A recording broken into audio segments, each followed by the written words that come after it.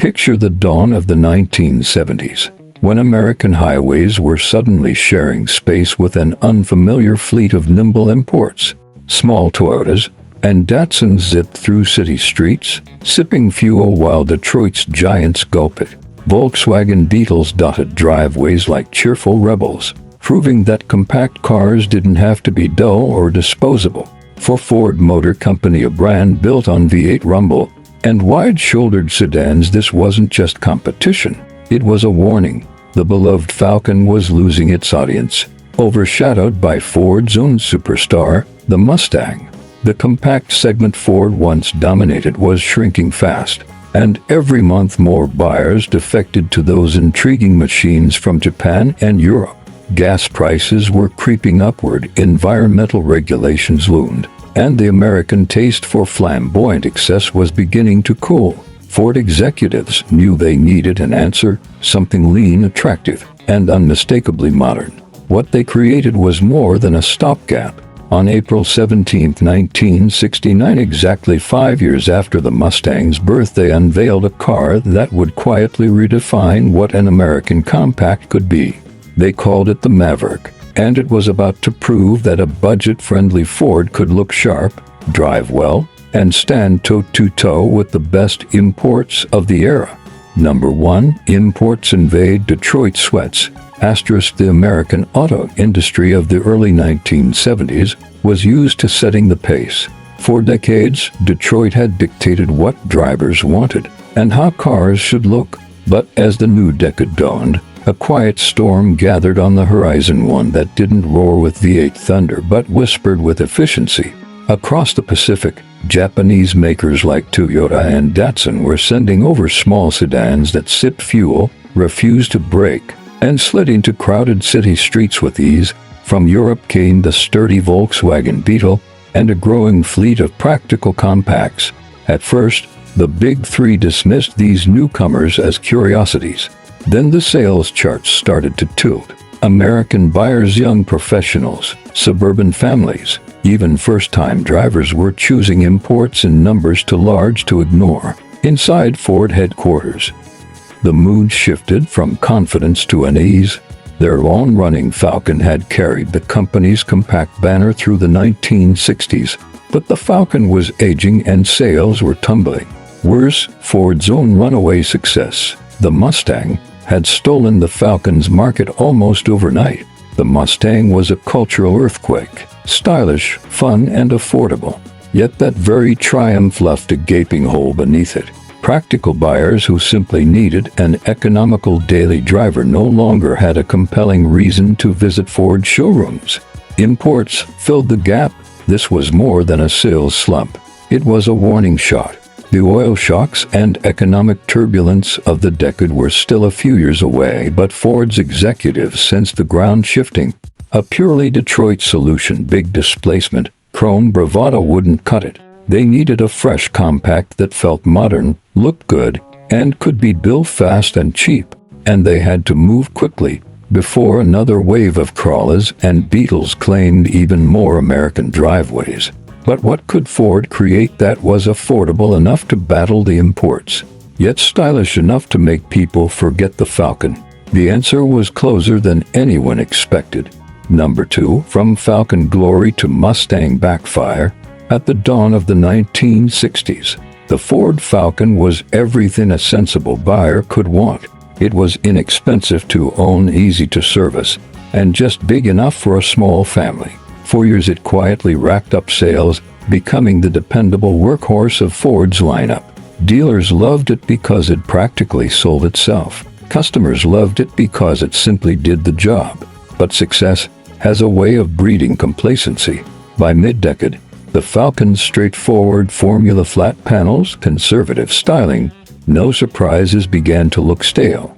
Buyers who had once praised its practicality now craved something more exciting, and Ford executives knew it.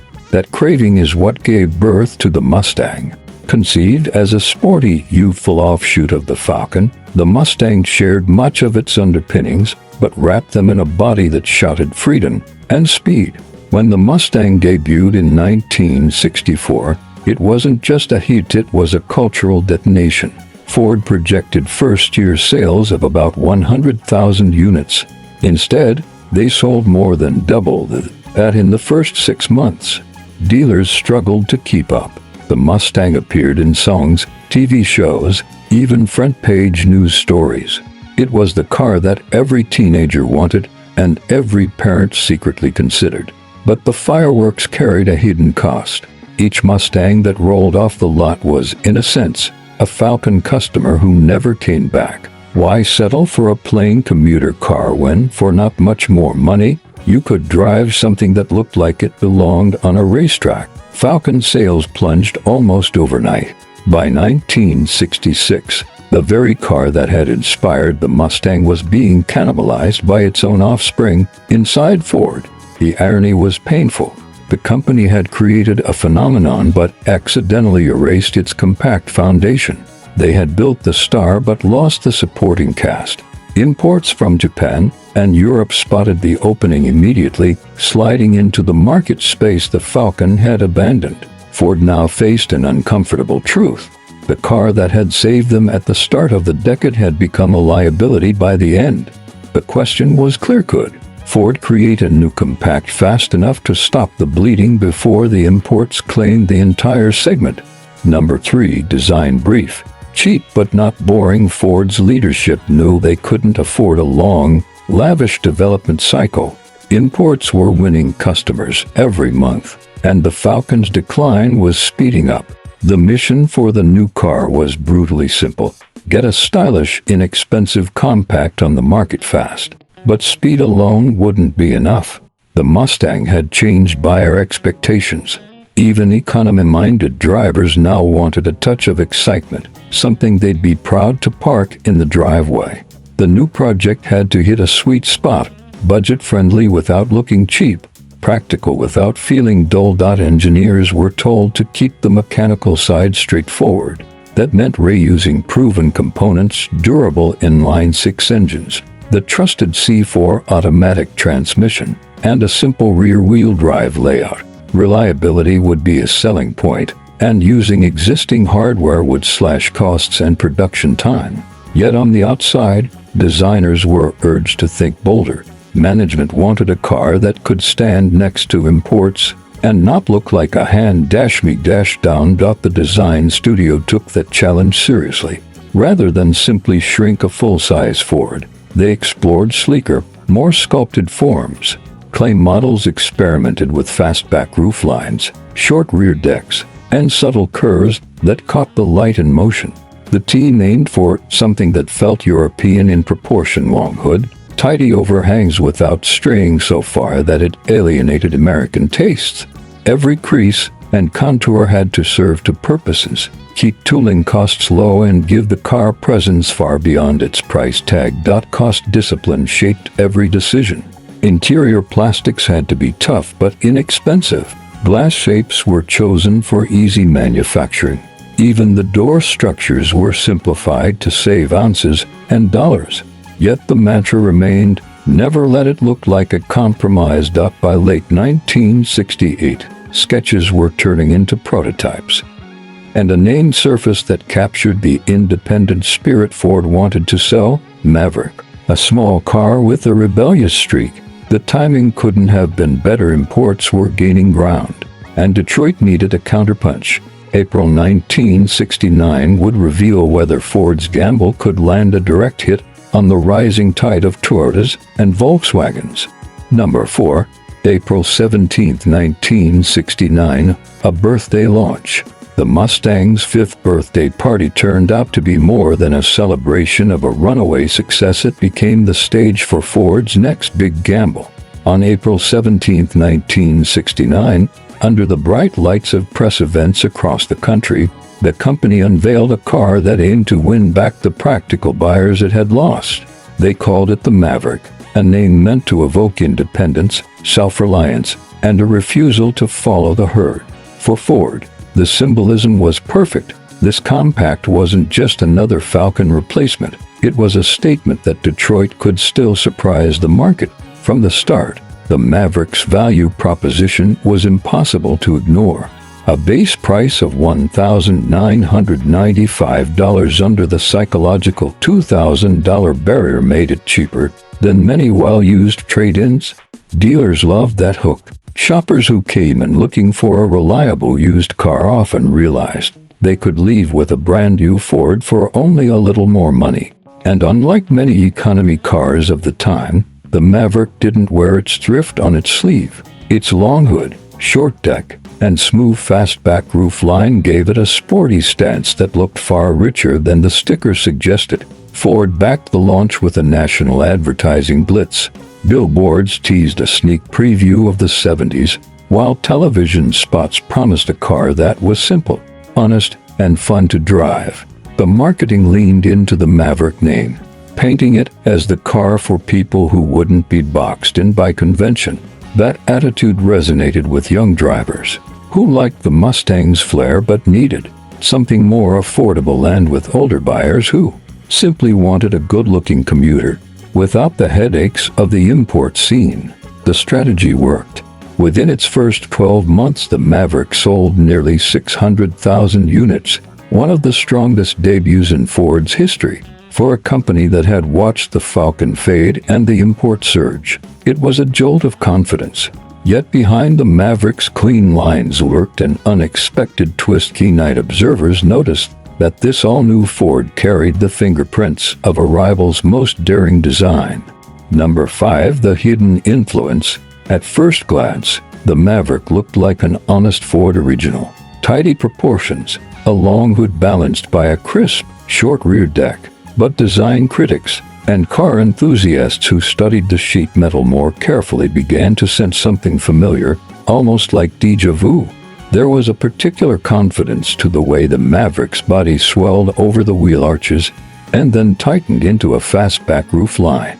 Its side profile carried a single, unbroken character crease that swept from front fender to tail, hopping gracefully over both wheel openings.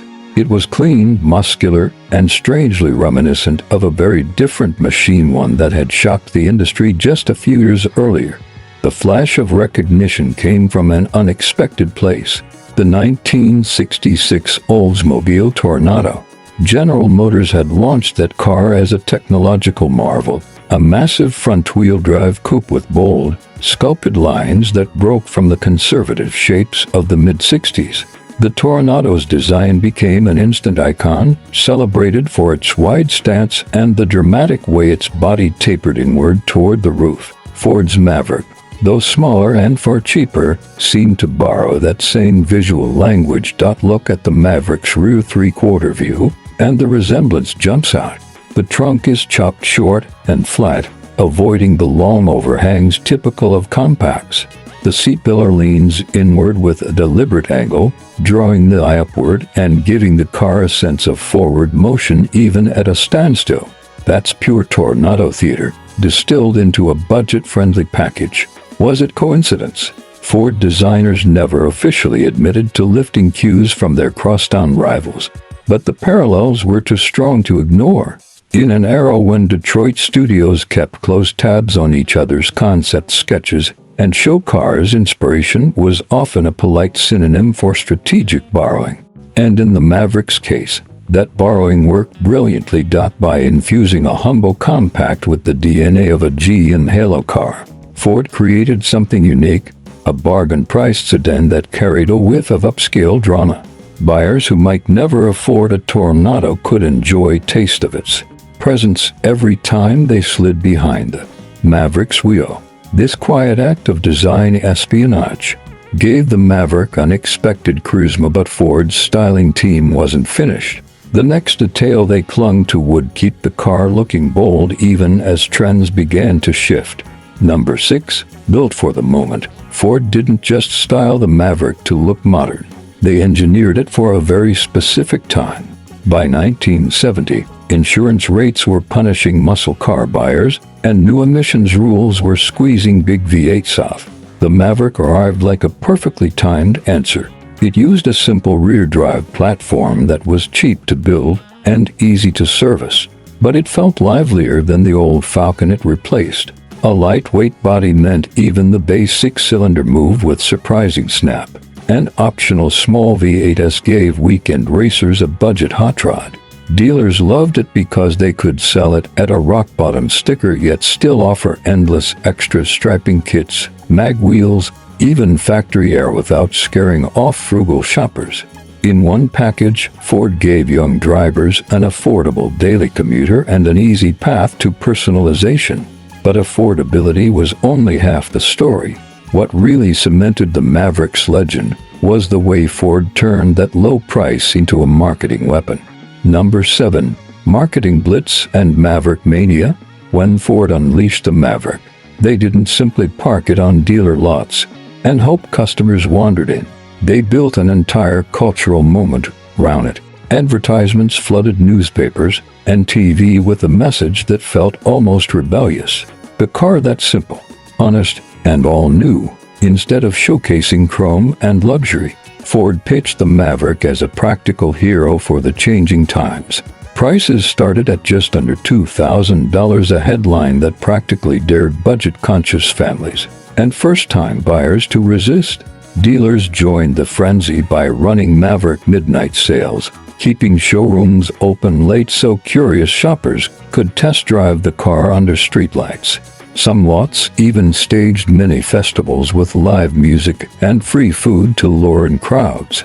The strategy worked. Within the first 24 hours, Ford recorded more than 20,000 orders.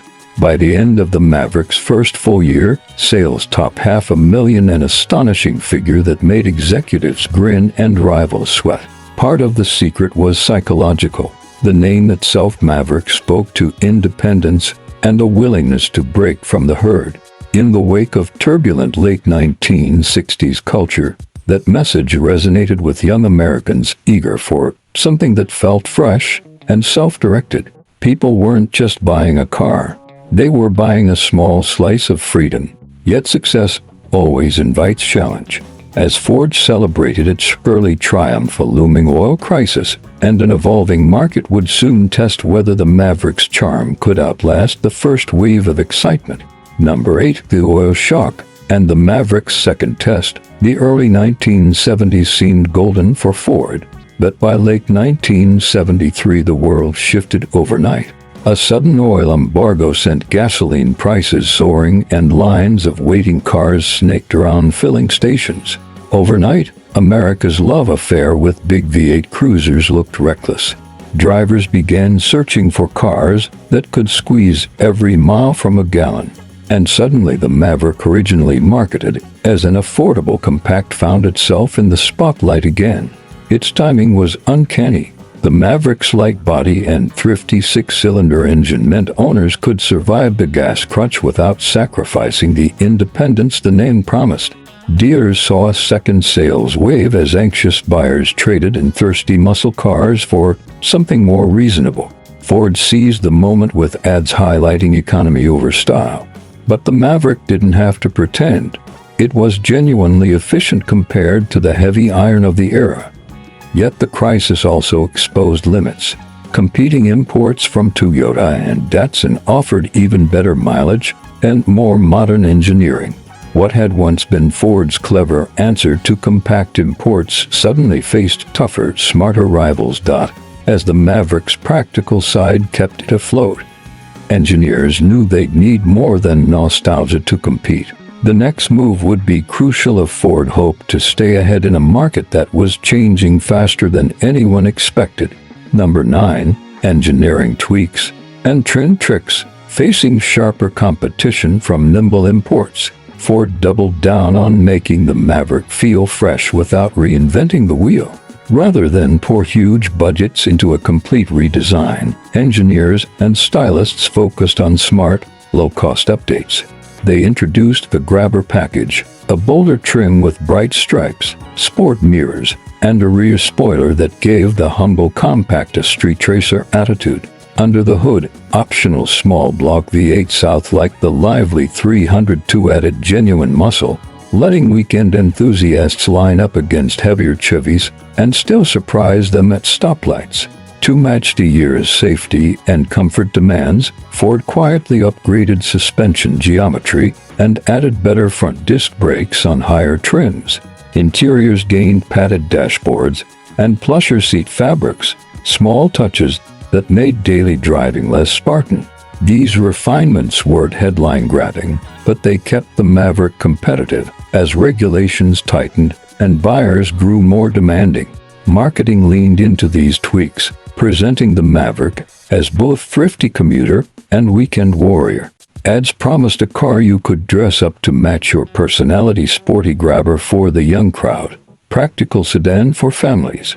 These clever updates bought Ford valuable time, but the automotive landscape was still evolving. Imports were learning American tastes quickly, and the next wave of rivals would challenge the Maverick in ways style and trim alone might not overcome. Number 10. Imports close in. By the mid-1970s, the game had changed.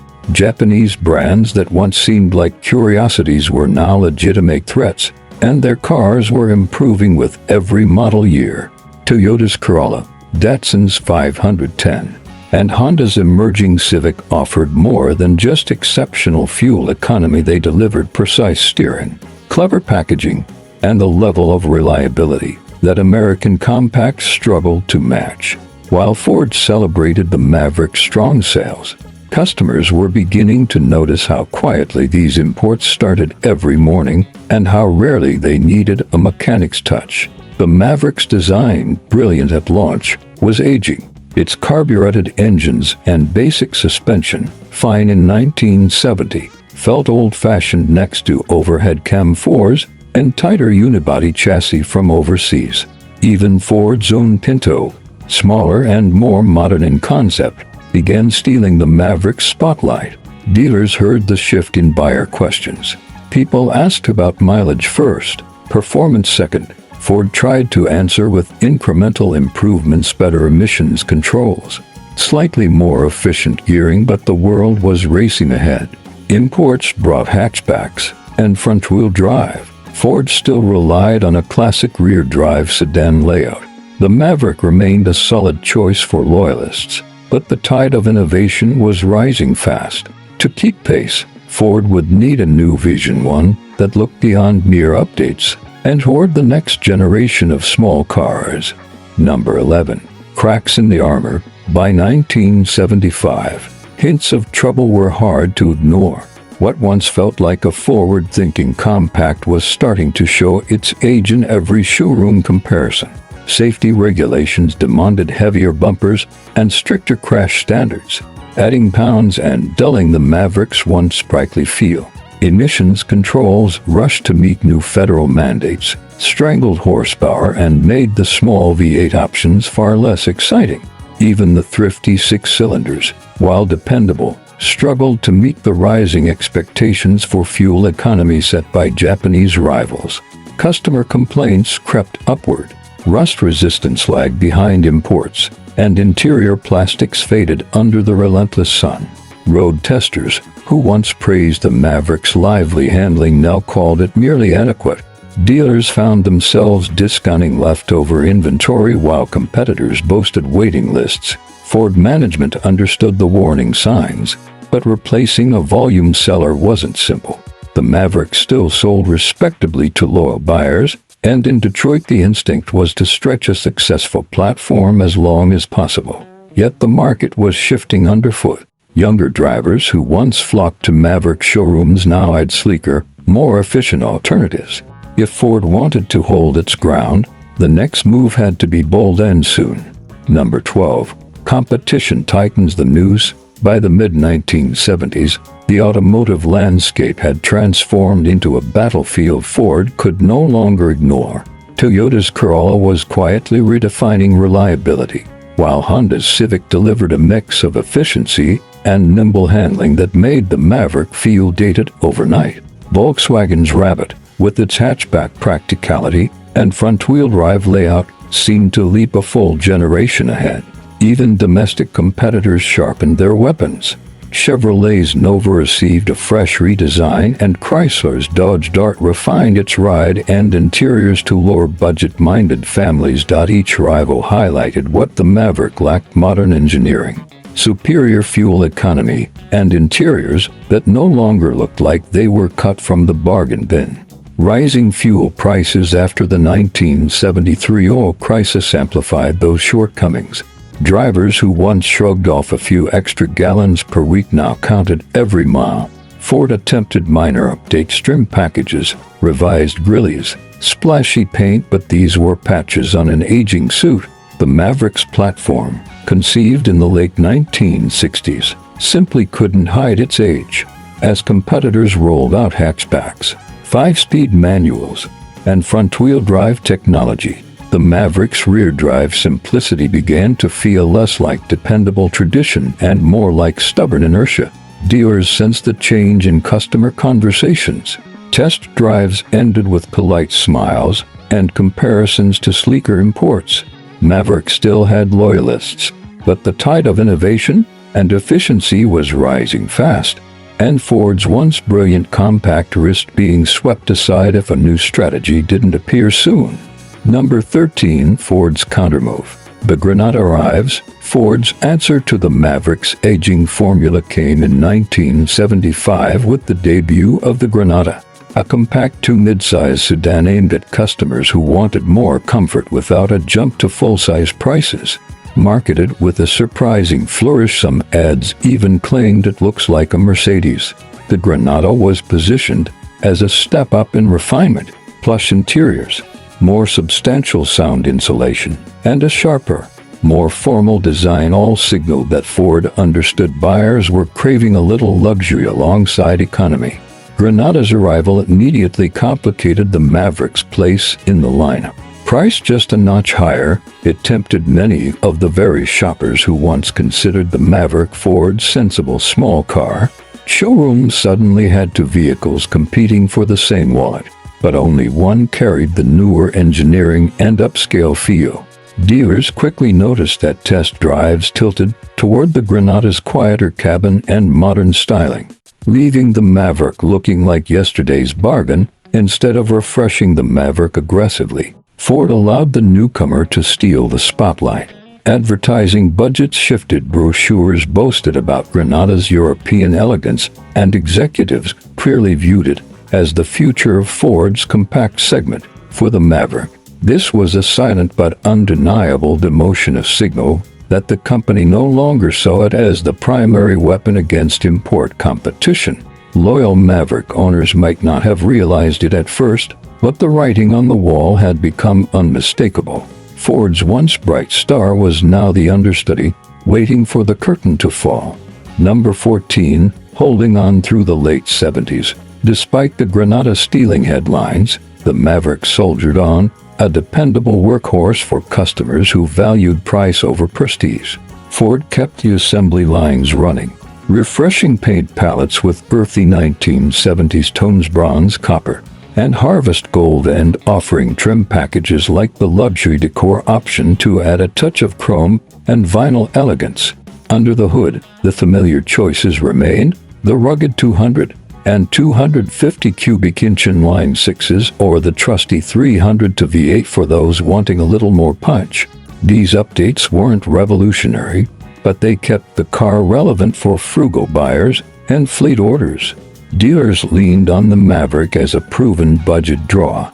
Rental agencies, government fleets, and first-time car buyers appreciated its straightforward mechanics and the abundance of inexpensive parts. Mechanics liked it too simple. Rear-wheel drive engineering meant quick repairs and low labor costs. For families stretching every dollar after the oil shocks, a discounted Maverick still made sense when a new import felt out of reach.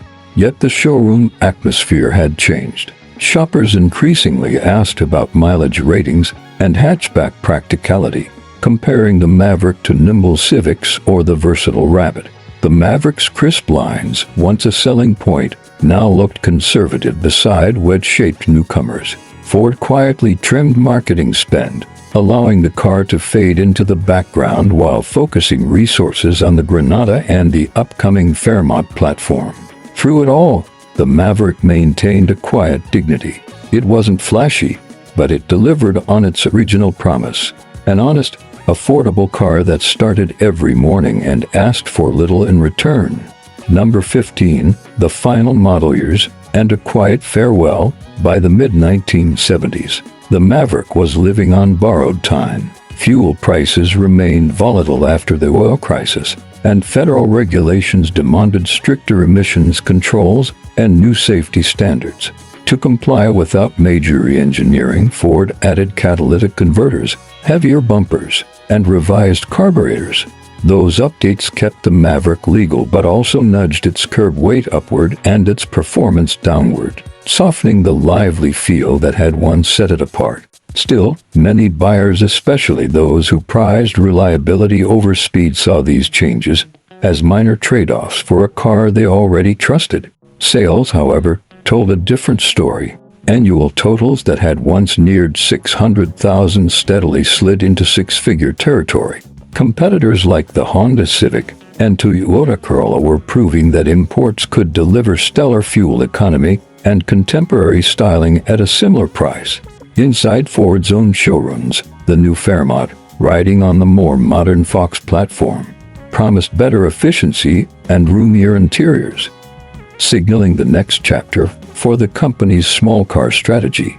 Rather than announce a dramatic send-off, Ford simply allowed the Maverick to fade. The final U.S. production run came in 1977 for the 1978 model year with little fanfare and no commemorative edition. For longtime owners, that quiet exit felt fitting. The Maverick had never been about hype or spectacle. It had been about value, dependability, and a hint of unexpected style. Even as it disappeared from dealership lots, it left behind a legacy of simplicity done right, a car that proves staying power isn't always loud. Sometimes it's just consistent. Number 16. Life after the showroom. The Maverick's second act. The Maverick's official production may have ended in the late 1970s, but its story didn't stop when the factory lights dimmed. Affordable to buy and simple to maintain, thousands of Mavericks enjoyed long second lives in driveways, backyards, and small-town garages across America. Many became daily drivers for teenagers heading to their first jobs or college, thanks to prices that undercut nearly every other used car with similar reliability. Mechanics loved them to rear-wheel drive, a straightforward engine bay, and a deep pool of interchangeable Ford parts meant repairs were cheap and quick. In rural areas, the Maverick became a fixture of farm roads and local errands, often outlasting flashier contemporaries that succumbed to rust or complex engineering. Enthusiasts discovered another side of the little Ford, a perfect blank canvas for hot rodding. Swapping in bigger carburetors, aftermarket suspension kits, or even Crank V8 South was easy and inexpensive. Drag racers found the lightweight body ideal for quarter-mile fun, while weekend tinkerers enjoyed customizing everything from paint schemes to interiors. Meanwhile, south of the border, the Maverick enjoyed an even longer afterlife. Ford of Brazil continued production well into the late 1970s, where the car gained a small but passionate following and even appeared in local motorsport, whether cruising dusty American backroads or roaring down Brazilian circuits. The Maverick proved its durability and adaptability. Long after Ford moved on, the car quietly cemented its reputation as a survivor, a modest machine that refused to fade away. Number 17. From budget car to cult favorite. As the years rolled into the 1980s, something unexpected happened. The once ordinary Maverick started to earn respect from collectors and hobbyists. Cheap entry prices meant plenty of survivors were still scattered across barns and suburban driveways, often with solid bones thanks to Ford's simple, rust-resistant design. Weekend mechanics loved that a Saturday with basic tools could revive a long-parked six-cylinder, and the car's lightweight made V8 swaps surprisingly easy. Small drag-strip crowds discovered the Maverick could run quick quarter-mile times without a huge budget, while customizers embraced its smooth Coke bottle curves for everything from mild street cruisers to radical pro-street builds. Car shows began to feature Mavericks alongside Mustangs and Torinos, their understated lines standing out precisely because they weren't overexposed. Owners' clubs formed, swapping parts and stories, preserving the memory of a car once dismissed as simple transportation. What started as a budget commuter gradually became a badge of individuality, proof that lasting appeal doesn't always come from big horsepower or luxury, but from honest design and endless possibilities. Number 18. Collectibility and modern appreciation. Today, the Maverick occupies a unique niche in the classic car world. It's not a headline-grabbing muscle machine, yet that's part of its charm.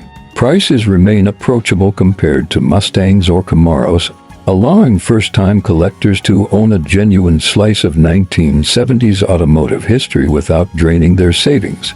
Original six-cylinder models still pop up in driveways and estate sales, often in running condition, while the rarer grabber trims or factory V8 cars draw the most attention at auctions.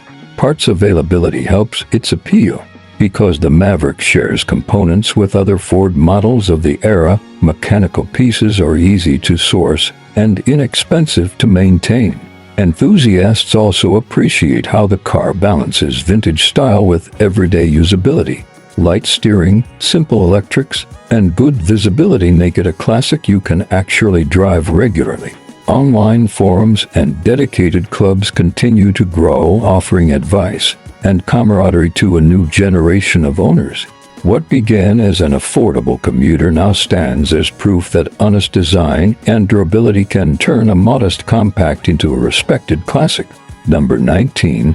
Cultural footprints and lasting memories. Beyond garages and car shows, the Maverick left quiet imprints on American culture. For many families, it was the first new car they could afford after the oil crisis, a dependable partner for commutes, road trips, and teenage driving lessons. Old photo albums still show Mavericks parked beside tents at summer campsites or loaded with groceries in suburban driveways.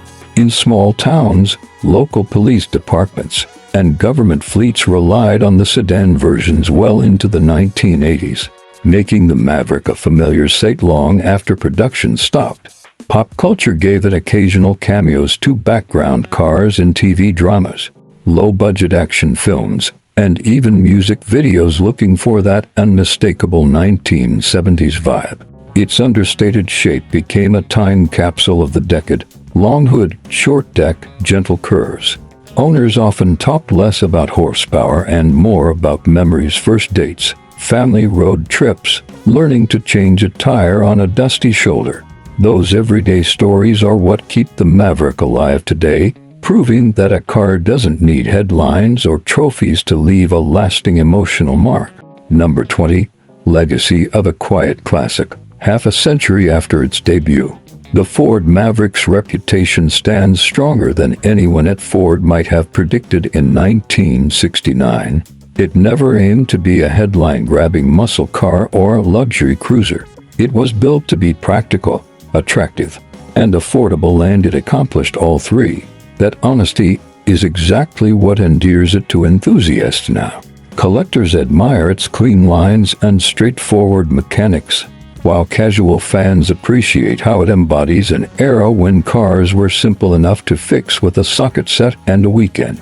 The Maverick also represents a pivotal moment in American automotive history, when domestic manufacturers were forced to confront foreign competition and adapt. It proved that smart design and sensible pricing could still win loyalty, even as the industry shifted towards smaller, more efficient vehicles. Today, whether restored to showroom shine, built into a street strip sleeper, or preserved as a well-loved survivor, the Maverick continues to capture hearts. Its enduring appeal reminds us that greatness sometimes hides in modest packages and that quiet perseverance can leave the most lasting legacy of all.